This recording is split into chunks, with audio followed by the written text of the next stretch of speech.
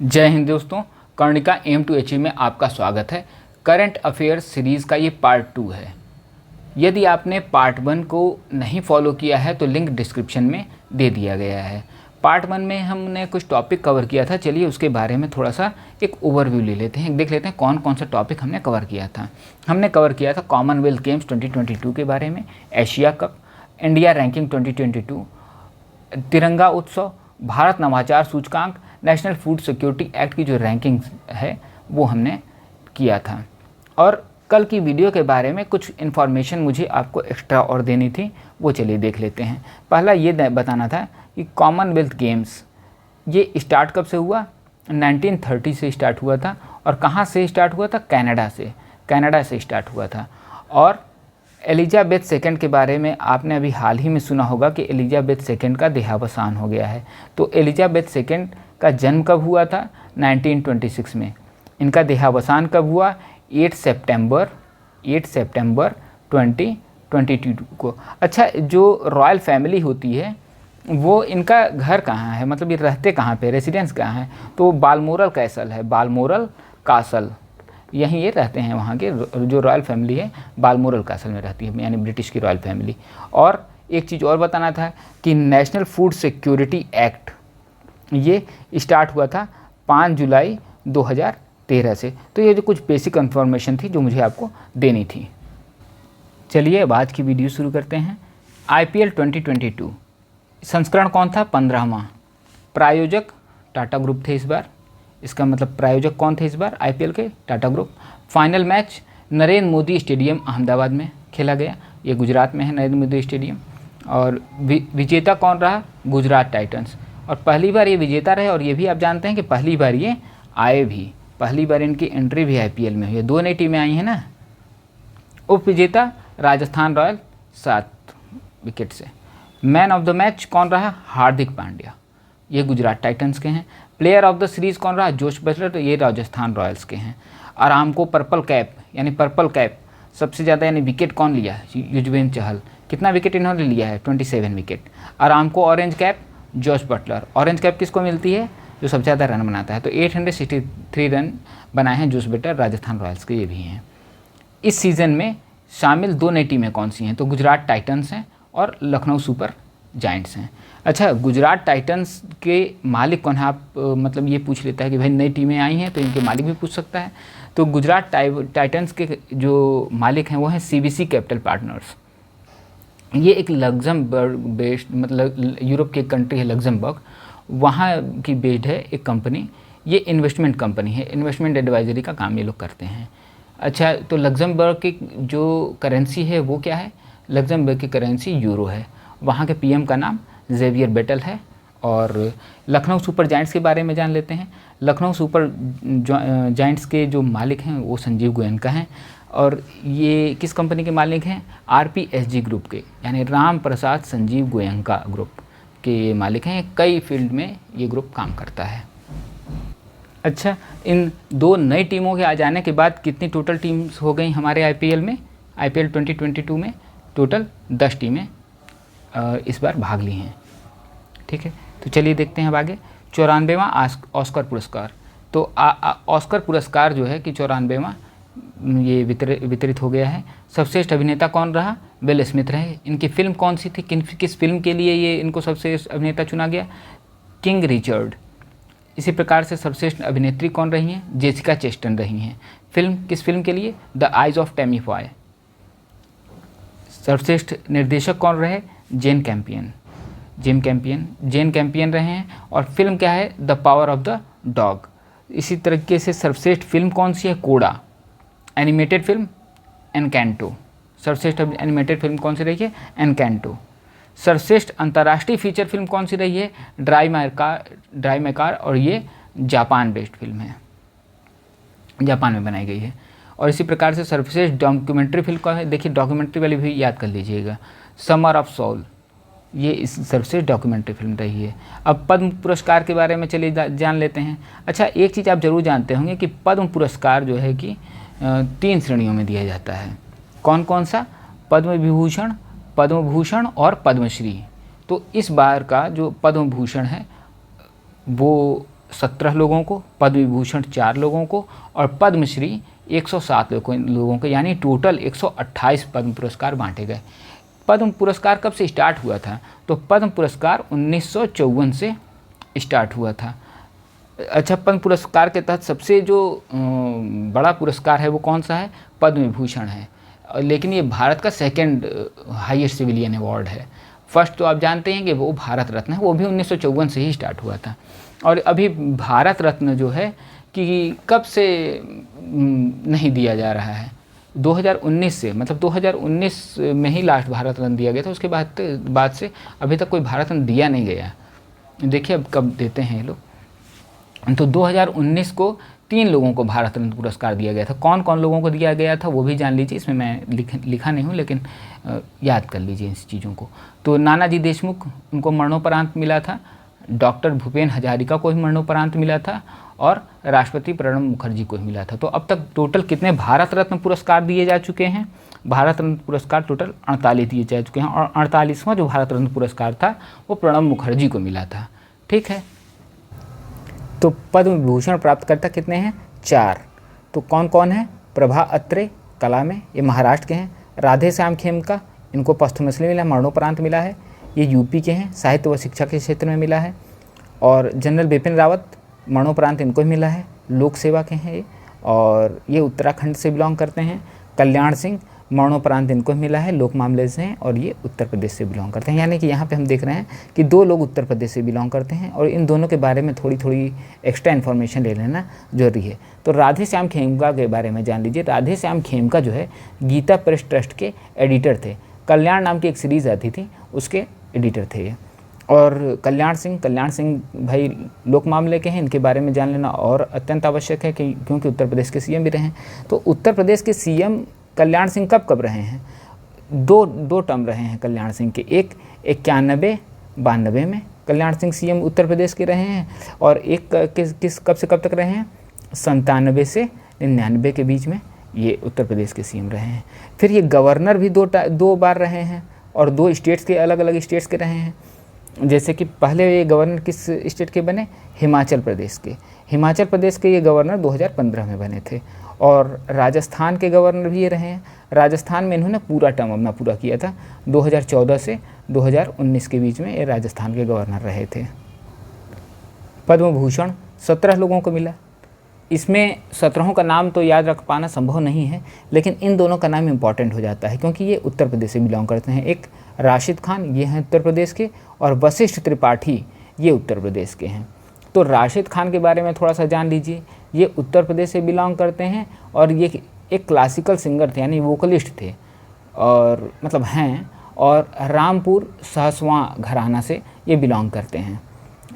हर जैसे जो classical singer होते हैं या डांसर होते हैं तो इनका एक घराना होता है, तो ये रामपुर सहसवां घराना से बिलोंग करते हैं राशिद खान। तो उसी प्रकार से अब आगे देखते हैं वशिष्ठ त्रिपाठी। वशिष्ठ त्रिपाठी ये साहित्य एवं शिक्षा के क्षेत्र में इनको पद्म भूषण मिला है। ये क्या किस मामले में एक्सपर्ट हैं? ये यूपी से बिलोंग करते हैं और ये न्याय सूत्रास के एक्सपर्ट हैं। न्याय सूत्रास ये संस्कृत टेक्स्ट है और इसके ये काफ़ी एक्सपर्ट माने जाते हैं। और पद्मश्री 107 लोगों को मिला है। इस प्रकार टोटल मिला के 4 + 17 + 107 128 लोगों को मिला है। अच्छा, यहाँ पे एक चीज़ और जान लीजिए कि यहाँ पे एक जो 128 है इसमें 34 महिलाओं को मिला है। 34 महिलाओं को मिला है, 10 फॉरेनर्स या NRIs को मिला है, ठीक है, और 13 को ये मरणोपरांत लोगों को मिला, मतलब मरणोपरांत मिला है 13 पुरस्कार, यानी पोस्टमसली मिला है 13। आइए आगे देखते हैं। प्रमुख पदाधिकारी। अच्छा, राष्ट्रपति कौन है हमारी इस समय? द्रौपदी मुर्मू, और ये 15वीं राष्ट्रपति हैं हमारी। उपराष्ट्रपति जगदीप धनखड़, ये 14वें हैं। अच्छा, यहाँ पे ये चीज़ देखिए, उपराष्ट्रपति जगदीप धनखड़ जो हैं ये 14वें नंबर के हैं। हमारे प्राइम मिनिस्टर नरेंद्र मोदी जी भी 14वें नंबर के प्राइम मिनिस्टर हैं।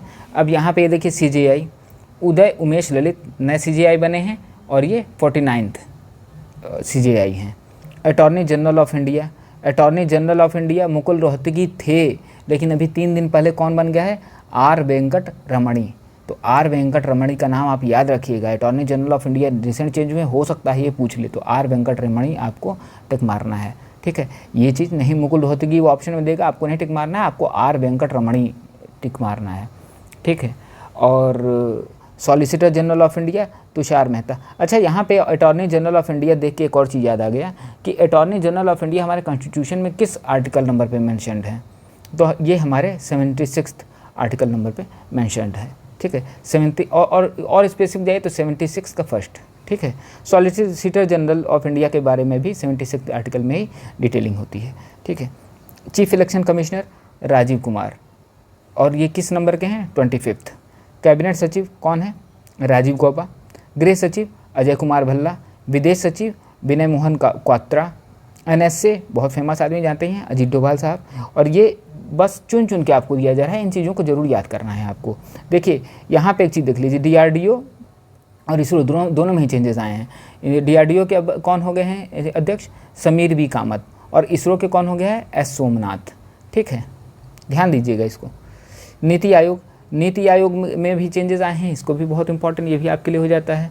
अध्यक्ष कौन है, प्रधानमंत्री नरेंद्र मोदी जी हैं इसके अध्यक्ष। उपाध्यक्ष कौन है, सुमन बेरी, तो ये चेंज हुआ है ना उपाध्यक्ष, तो ये याद रखिएगा सुमन बेरी जी अब उपाध्यक्ष हैं।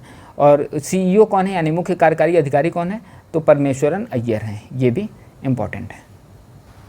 चलिए नीति आयोग के बारे में एक बेसिक जानकारी थोड़ी सी ले लेते हैं कि नीति आयोग प्लानिंग कमीशन को रिप्लेस करके 1 जनवरी 2015 को आया। और ये बेसिक अंतर क्या है नीति आयोग में और प्लानिंग कमीशन में। देखिए, जो प्लानिंग कमीशन था वो टॉप डाउन मॉडल था। टॉप डाउन मॉडल का मतलब कि जो बहुत बड़े बड़े ऑफिसर लेवल के आदमी होते थे वो नीति निर्माण करते थे और नीचे तक लोगों तक वो चीज़ें पहुंचती थी। और ये बॉटम अप्रोच पे काम करता है नीति आयोग। नीति आयोग किस पे काम करता है, बॉटम अप अप्रोच पे, बॉटम अप अप्रोच। तो बॉटम अप अप्रोच का मतलब क्या है कि नीतियाँ नीचे से ऊपर की ओर फीडबैक द्वारा भेजी जाती हैं कि हमें इन चीज़ों की ज़रूरत है और इन चीज़ों को लाया जाए। तो ये एक बेसिक अंतर है, मतलब एक सैद्धांतिक अंतर है। और एक चीज़ और है कि ये काम किस तरीके से करता है। देखिए ये टाइम बेस्ड अप्रोच पे काम कर रहा है हमारा नीति आयोग। ये 3 डिवाइड कर रखे हैं टाइम कि कब क्या टारगेट हमको अचीव करना है। तो 15 साल का इसका होता है रोड मैप। ठीक है, तो 15 साल का ये एक रोड मैप बनाते हैं।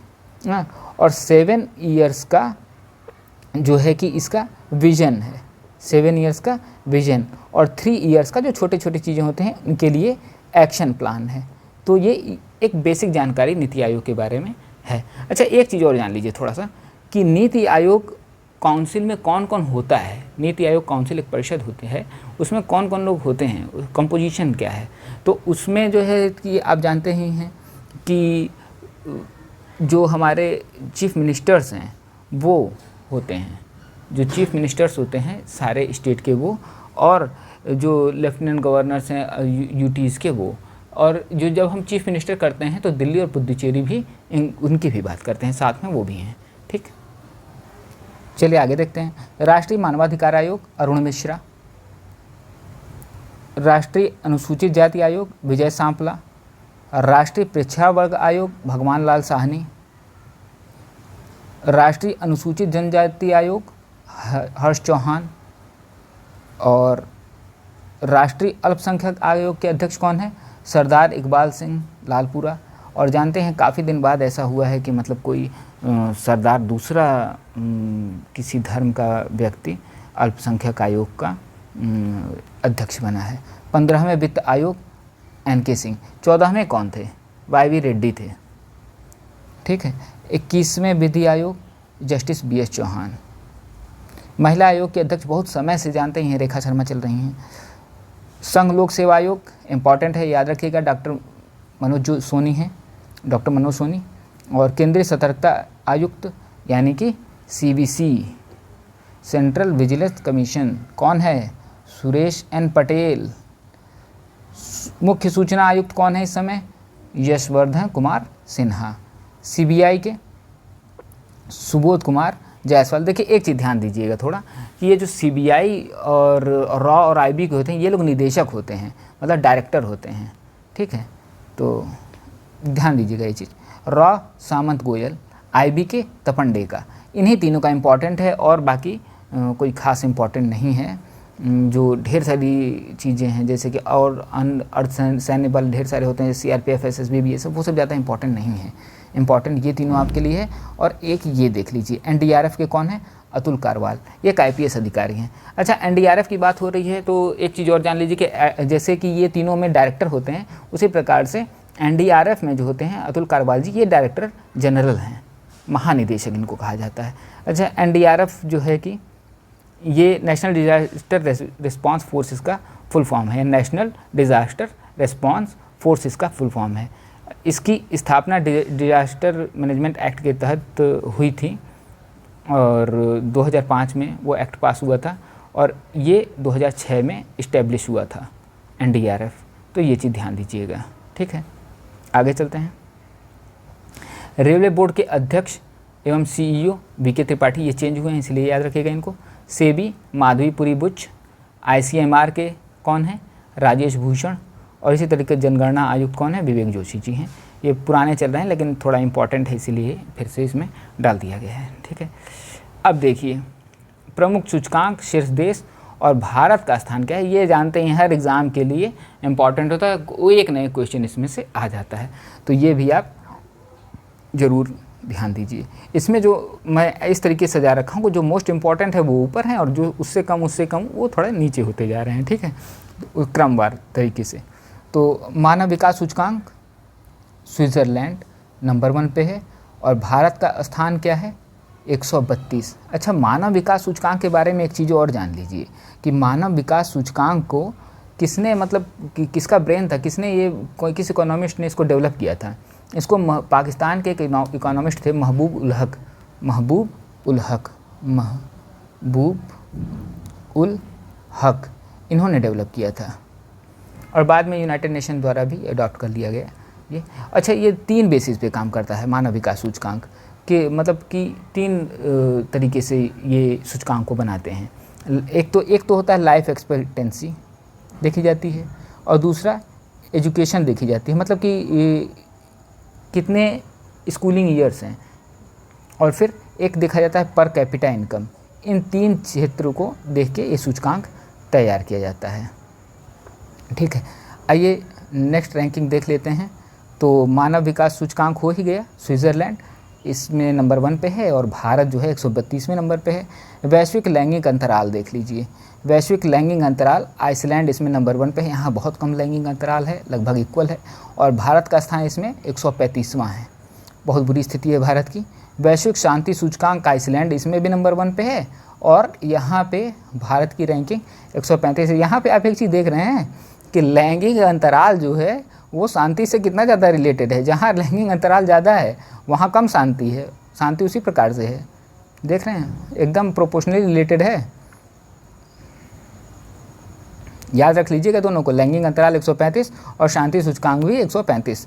विश्व प्रेस स्वतंत्रता सूचकांक इसमें नॉर्वे नंबर 1 पे है और 150वीं रैंक है भारत की। विश्व प्रसन्नता रिपोर्ट फिनलैंड सबसे फ़नी देश है, खुश रहते हैं ये लोग, फिनलैंड फ़नी याद रखिएगा, और भारत की रैंक 136वां। आर्थिक स्वतंत्रता सूचकांक में सिंगापुर नंबर 1 पे है और भारत की रैंक 131वां है। लोकतंत्र स्वतंत्रता सूचकांक इसमें भी नॉर्वे नंबर 1 पे है और भारत की रैंक 46वीं है। वैश्विक आतंकवाद सूचकांक, आतंकवाद में अफ़गानिस्तान को नंबर 1 पे रखा है, मेरा बस चले तो हमेशा पाकिस्तान रखूँ, हालांकि छोड़िए, फिर ये 12 नंबर पे इंडिया है। अंतर्राष्ट्रीय बौद्धिक संपदा सूचकांक, यहाँ पे अमेरिका और भारत की रैंकिंग 43। जलवायु परिवर्तन प्रदर्शन सूचकांक डेनमार्क नंबर 1 पे है और भारत की रैंकिंग 10वीं जलवायु परिवर्तन में। वैश्विक भूखमरी सूचकांक, यहाँ पे सबसे कम भूखा कौन देश है, बेलारूस, और भारत में काफ़ी भूखा है भारत, 101वीं रैंकिंग है, ठीक है, याद रखिएगा ये भी। और वैश्विक खाद्य सुरक्षा सूचकांक, खाद्य सुरक्षा सूचकांक यानी फूड सिक्योरिटी, यहाँ पे आयरलैंड में काफ़ी ज़्यादा फूड सिक्योरिटी है, नंबर 1 पे है और भारत 71वें नंबर पे है। IMD विश्व प्रतिस्पर्धात्मक सूचकांक, इसमें डेनमार्क नंबर 1 पे है, 37वां नंबर है। कॉम्पिटिटिवनेस इंडेक्स है ये, यहाँ पे कॉम्पिटिटिवनेस इंडेक्स में इंडिया 37वें नंबर पे है।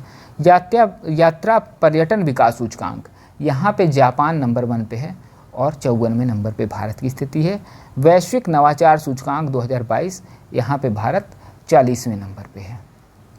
अच्छा, एक चीज़ आप देख रहे हैं, आर्थिक स्वतंत्रता सूचकांक, ये मैं आप लोगों को दिखाना चाह रहा था। आर्थिक स्वतंत्रता सूचकांक सिंगापुर यहाँ पे नंबर 1 में, भारत की स्थिति क्या है, 137वीं है।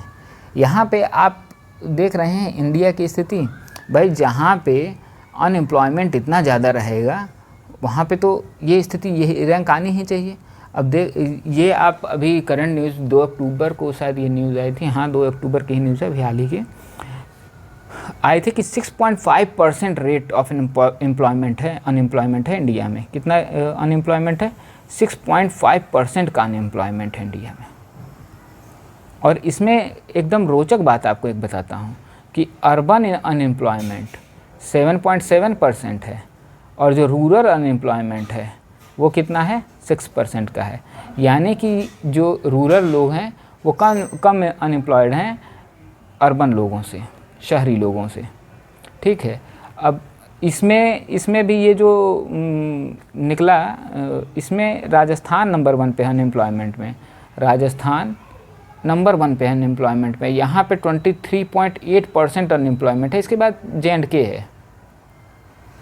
ठीक है, तो आज की वीडियो यहीं ख़त्म होती है और बाकी आप लोग फीडबैक दीजिए, कमेंट करिए कि आप लोगों को और क्या चाहिए करंट अफेयर्स के लिए, जिससे आपको पेट में ज़्यादा से ज़्यादा सहायता हो सके।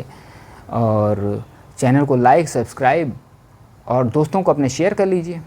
डिस्क्रिप्शन में टेलीग्राम का लिंक दे दे रहा हूँ, उसमें इसका PDF भी आपको मिल जाएगा। PDF डाउनलोड कर लीजिए, रिवीजन करने में आसानी होगी। चलिए, धन्यवाद।